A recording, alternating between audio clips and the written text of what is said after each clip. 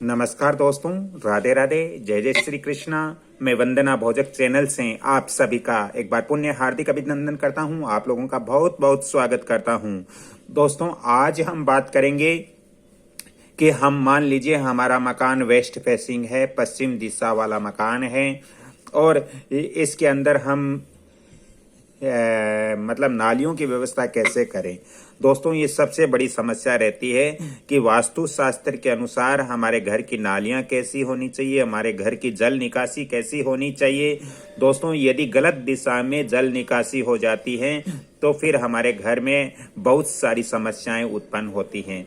दोस्तों, यदि आपका भी मकान वेस्ट फेसिंग है तो आपको वास्तु शास्त्र और ज्योतिष शास्त्र के अनुसार अपने घर की जल निकासी कैसे करनी है, तो आज हम इसी पे चर्चा करेंगे, क्योंकि वास्तु का टॉपिक्स है और बहुत ही महत्वपूर्ण टॉपिक्स है। दोस्तों, यदि हमारा फ्रंट वेस्ट की तरफ है तो क्या हम यहाँ वायव्य कोण यानी 4 दिशाएं होती है, पूरब, पश्चिम, उत्तर, दक्षिण और इनकी 4 उपदिशाएं होती है वास्तु के अंदर। ईशान कोण, आग्नेय कोण, वायव्य कोण और नैऋत्य कोण। तो यदि हमारा मकान वेस्ट फेसिंग है तो क्या हम इस वायव्य कोण की तरफ, वायव्य कोण यानी पश्चिम और उत्तर के बीच का जो हमारे कॉर्नर होता है मकान का, वायव्य कोण, क्योंकि मान लीजिए ये हमारा फ्रंट है मकान का, तो यहाँ पर ये हमारे घर का वायव्य कोण हो गया। अब वायव्य कोण के अंदर यदि हम अपने घर की जल निकासी करते हैं, यहाँ पर हम अपने घर की जल निकासी करते हैं तो दोस्तों हम वास्तु अनुसार कर सकते हैं, क्योंकि वायव्य कोण में घर की जल निकासी करने से हमारे घर में सुख संपदा आती है। घर के अंदर वायव्य कोण में जल निकासी होने से ये संपत्ति का कारक बन जाता है हमारा मकान, इसलिए हमारे पास संपत्ति की कमी नहीं रहती। साथ ही दोस्तों घर के अंदर सुख शांति भी रहती है। यदि हम पश्चिम दिशा में यानी वेस्ट के सेंटर में यदि हम अगर जल निकासी करते हैं, मान लीजिए वेस्ट के सेंटर में हम जल निकासी करते हैं, तो फिर हमें इस घर के अंदर क्या परिणाम मिलेंगे वास्तु शास्त्र के अनुसार।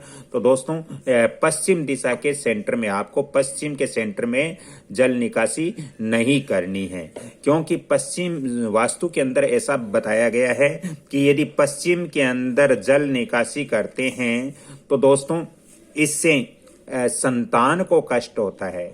हमारी जो संतान होती है, संतान को कष्ट मिलता है। और साथ ही यहाँ पर पश्चिम के सेंटर के अंदर यदि हम अपने घर की जल निकासी करते हैं तो दोस्तों ये सुख के अंदर भी बाधा उत्पन्न करता है। ये जल निकासी इस तरह वेस्ट के अंदर करते हैं तो इससे सुखों का नाश होता है और ये पुत्र हानि भी होती है। इसलिए वेस्ट के बिल्कुल सेंटर में आपको अपने घर की जल निकासी नहीं करनी चाहिए। दोस्तों, यदि हम बात करते हैं इधर नैऋत्य कोण वाला जो कॉर्नर है, नैऋत्य कोण वाला जो कोना है, इसके अंदर क्या हम जल निकासी कर सकते हैं या नहीं कर सकते। दोस्तों, वास्तु शास्त्र के अनुसार आपको नैऋत्य की तरफ यानी साउथ वेस्ट की तरफ घर की जल निकासी नहीं करनी चाहिए। इस दिशा में जल निकासी करने से दोस्तों वास्तु शास्त्र के अनुसार घर में जो लोग रहते हैं उनको कष्ट होता है, उनको हानि भी हो सकती है। इसलिए वास्तु शास्त्र के अनुसार हमारे घर के साउथ वेस्ट के अंदर बिल्कुल भी हमें जल निकासी नहीं करनी चाहिए। दोस्तों,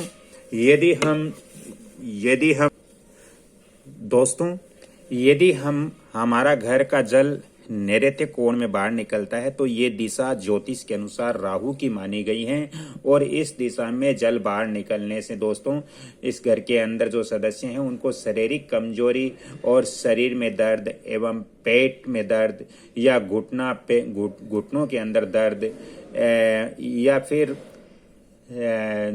आपके गंजापन, ऐसे बीमारियां हो सकती हैं ज्योतिष शास्त्र के अनुसार। तो नैऋत्य कोण की तरफ हमें घर का जल बाहर नहीं निकालना चाहिए। पश्चिम दिशा दोस्तों ये शनि की दिशा मानी गई है ज्योतिष शास्त्र के अंदर, और शनि की दिशा के अंदर यदि हम जल निकासी हमारे घर का हो रहा है या फिर हमारे वेस्ट डायरेक्शन में किसी प्रकार का वास्तु दोष होता है, तो दोस्तों इस घर में चर्म रोग या फ्रैक्चर या फिर अस्थमा, गठिया आदि ऐसे रोग भी उत्पन्न होते हैं। तो वेस्ट डायरेक्शन के अंदर सेंटर में जल निकासी नहीं करनी चाहिए।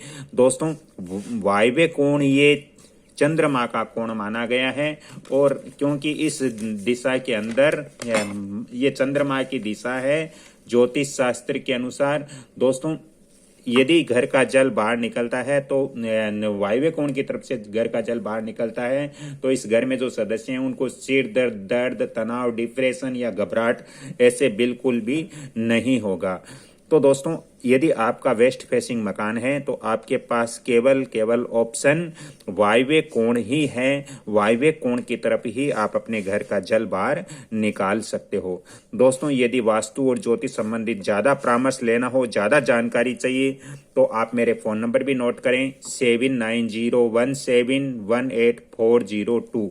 दोस्तों यदि घर के अंदर वास्तु दोष हो तो उस वास्तु दोष को हमें ठीक करना चाहिए, और वास्तु दोष को ठीक करने के बाद हम उस घर के अंदर सुख शांति से रह सकते हैं, तरक्की कर सकते हैं, उन्नति कर सकते हैं।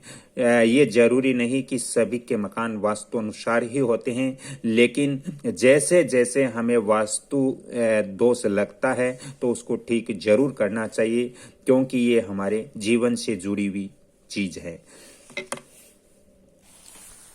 दोस्तों आज की मेरी ये जानकारी अच्छी लगी तो वीडियो को लाइक, शेयर, सब्सक्राइब जरूर कीजिए, और आपको वास्तु और ज्योतिष संबंधित परामर्श लेना हो या ऑन द स्पॉट विजिट करवाना हो तो आप फोन नंबर भी मेरे नोट कर सकते हो 7901718402। दोस्तों वीडियो को लाइक, शेयर, सब्सक्राइब करोगे तो मेरा भी मनोबल बढ़ेगा, और मैं आगे भी आप तक के वास्तु और ज्योतिष की ऐसी महत्वपूर्ण जानकारियां पहुंचाता रहूंगा। राधे राधे, जय जय श्री कृष्णा। अगली कड़ी में फिर मिलता हूं, तब तक के लिए मैं आपसे क्षमा चाहता हूं।